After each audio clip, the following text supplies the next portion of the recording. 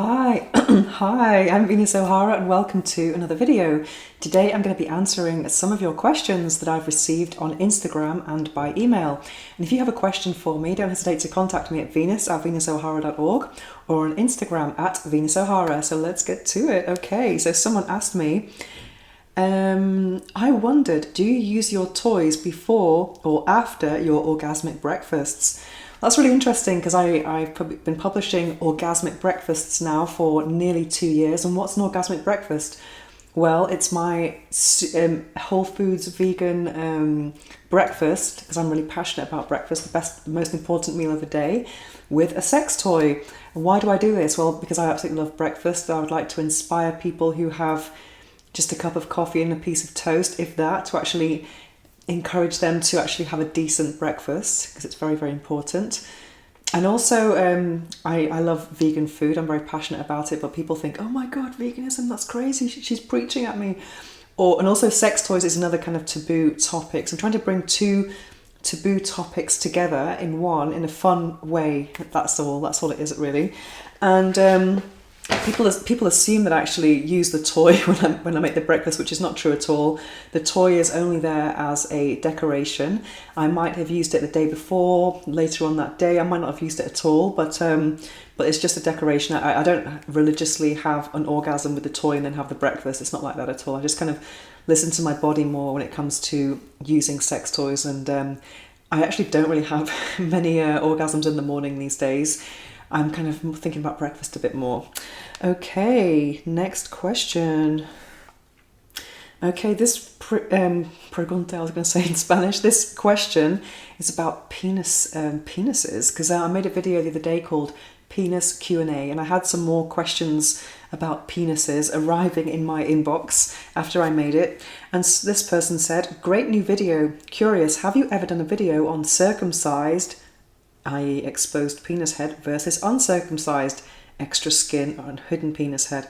Well, thank you for the explanation of circumcision there. No, I have never done a video about it before, but I did have some interesting comments about circumcision in that video.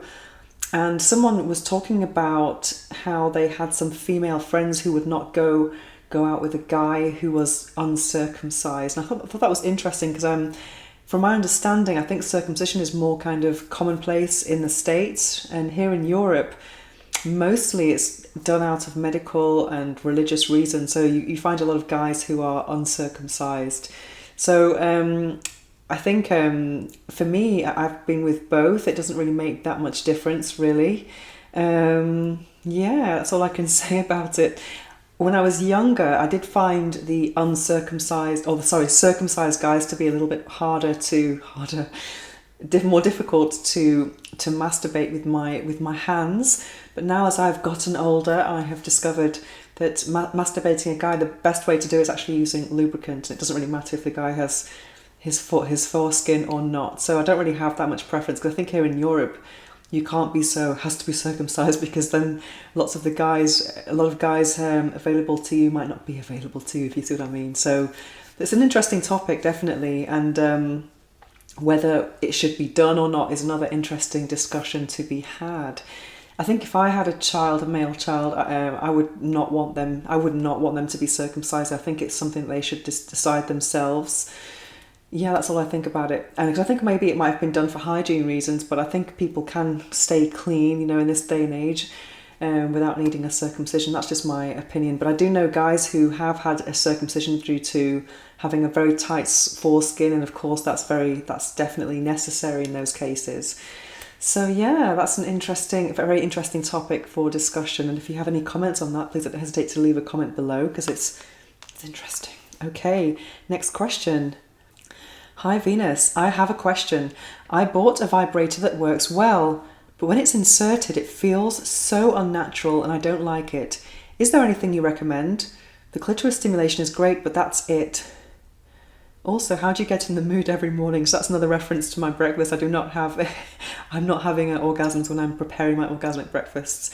I think if something feels wrong, then don't do it. That you have to really listen to your body with these things.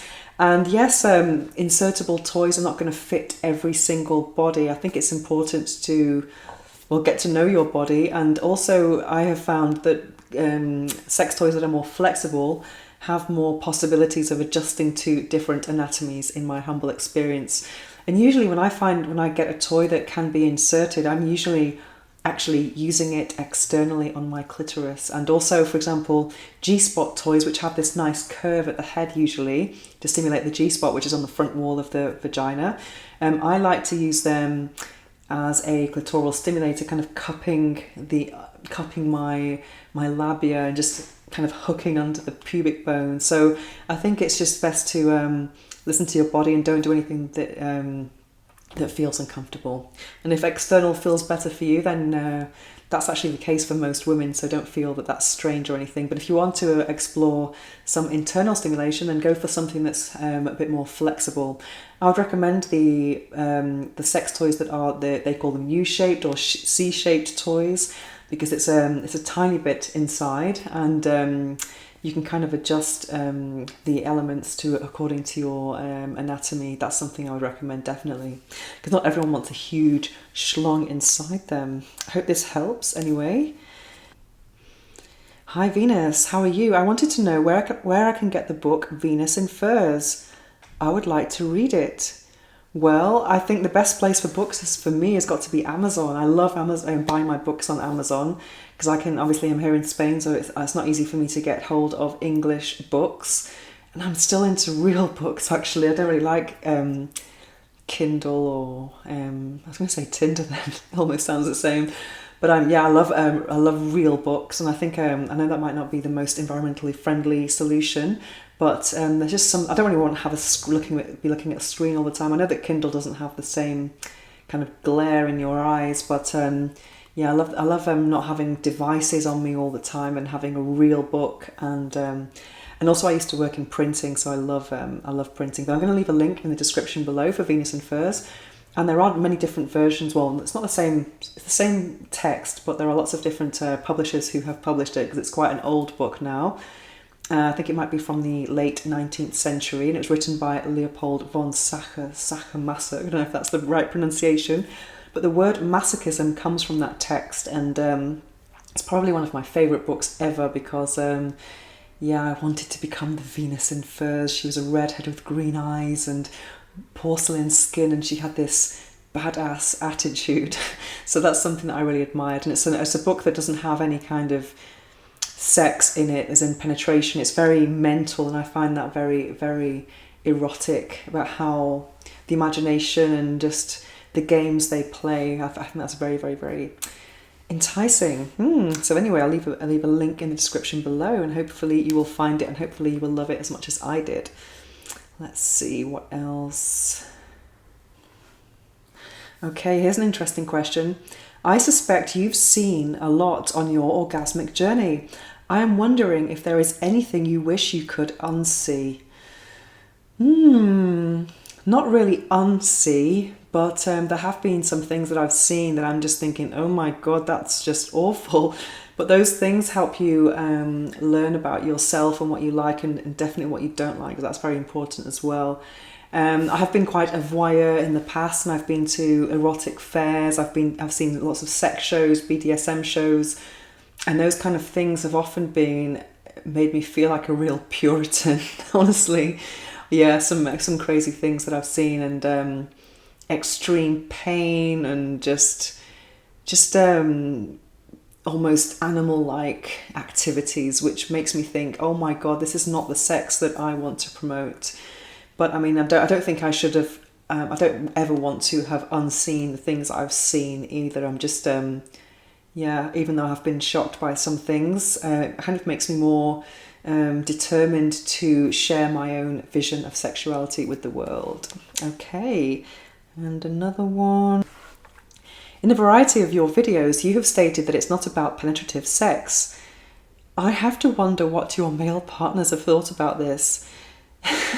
Well, that's very interesting, because I was all about penetrative sex until I discovered women, and then I realised that, wow, there's no penis in this, and there's just even though I had strap-on dildos in my possession, I wasn't kind of rushing to get them by any means. I was discovering a whole new way to have sex. And then after my 3 years of sapphic explorations, then I became a bit more kind of fetish inclined and spiritually inclined in my sexuality. So it wasn't, so even though I went back to guys, they weren't the guys who were just like in, out, shake it all about kind of sexual partners. They were more open to different things. And I remember when just after my lesbian era, and I had dinner with a friend who had been a lover before all that happened. And when I mentioned about this lack of penetration to him, he was like, "So what do you do then?" And I just thought, that's so sad. If you think sex is just penetration, you're missing out on so much, because the vast majority of sexual encounters just comprise kiss, caress, undress, optional oral sex, penetration, male orgasm, over. And if you do that all the time, it's boring. It's so boring. And I'm not surprised that people who do that get bored quite easily. I know I would. So I think you can really kind of mix it up if you eliminate penetration from the equation altogether. And also, when you eliminate penetration, you can discover other parts of your body. Like, I discovered that just around my ankles was an erogenous zone, or enjoying my feet, or tickling. There's so many things to enjoy. And I've been fortunate. I have found guys who have been on my wavelength with that, definitely. Yeah, and also sex is kind of like is more about savoring the experience rather than bum, bum, bum, bum, bum, bum. Let's just come now, because those kind of shags, let's call them, can get very boring when it's in out all the time, and the guy's taking a long time to come, and it's just very repetitive and boring, very boring. I'd rather not have sex than do it like that. Okay. Another question. I'm curious about your full moon rituals. When did they start? Why did they start? When did they start? And if you're with Mars O'Hara, are they something you would share? Are they something you prefer to experience alone? Are they an offshoot of your meditation? Okay, interesting. Well, my full moon rituals, I first became conscious of the full moon, or I started to follow the lunar calendar when I lived in my last apartment, which was a penthouse apartment. So I got to actually see this incredible view of the moon many times when it was the full moon, especially, and because of the location of my apartment, it was just lighting up my whole apartment. And also because I became quite spiritual. Let me have a sip of my tea. I began to kind of start understanding more things about the moon.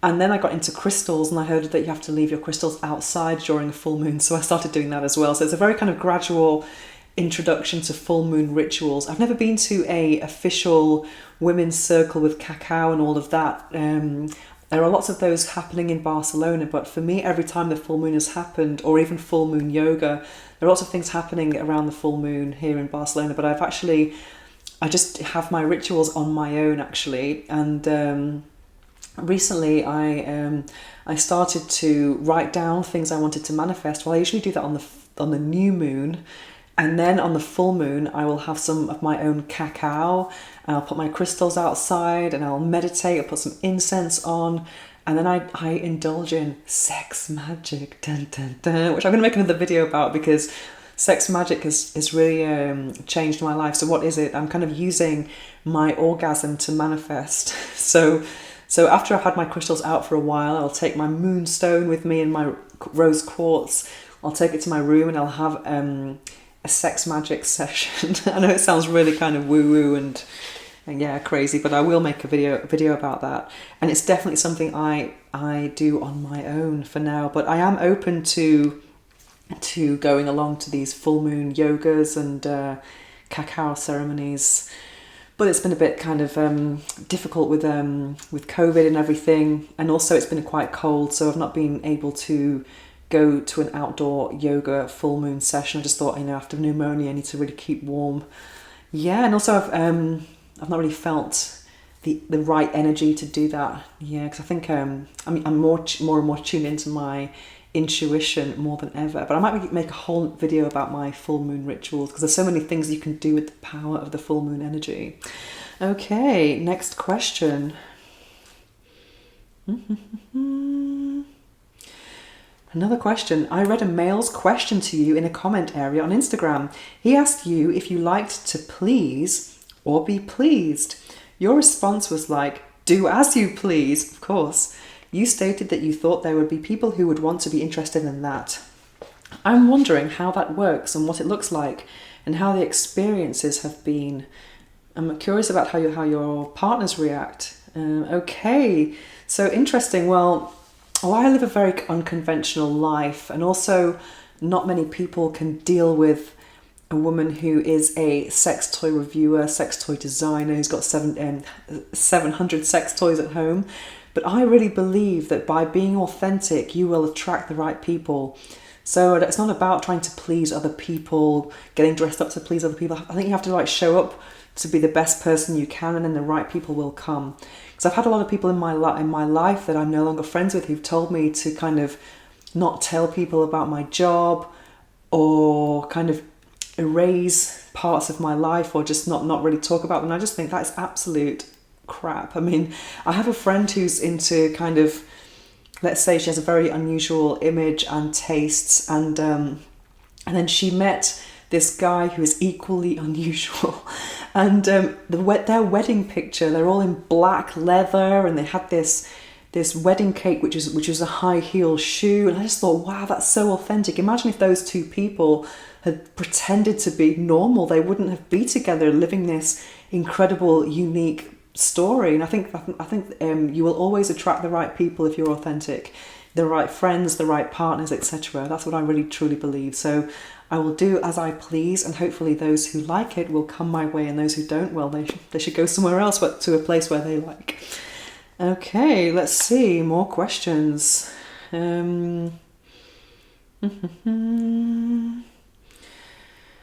Okay, vegan cosmetics. I'll make another video about that, because that's a whole world, because I like actually mono ingredient organic products, and I'm a real minimalist. I don't have loads and loads of cosmetics at all. I'm such a minimalist. And I also get, speaking about vegan cosmetics, I get a lot of MLM people contacting me on Instagram about these awful products that have about 60 ingredients with long chemical names, but it's approved by PETA, the People for Ethical Treatment of Animals.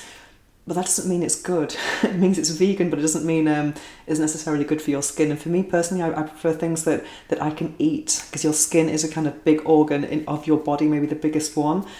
And all of my products that I put on my skin are actually edible. So yeah, I'll make a video about that one day. And yeah, I think that's it for now. And if you have any further questions, don't hesitate to contact me at venus@venusohara.org, or on Instagram @VenusOhara. Thanks for watching.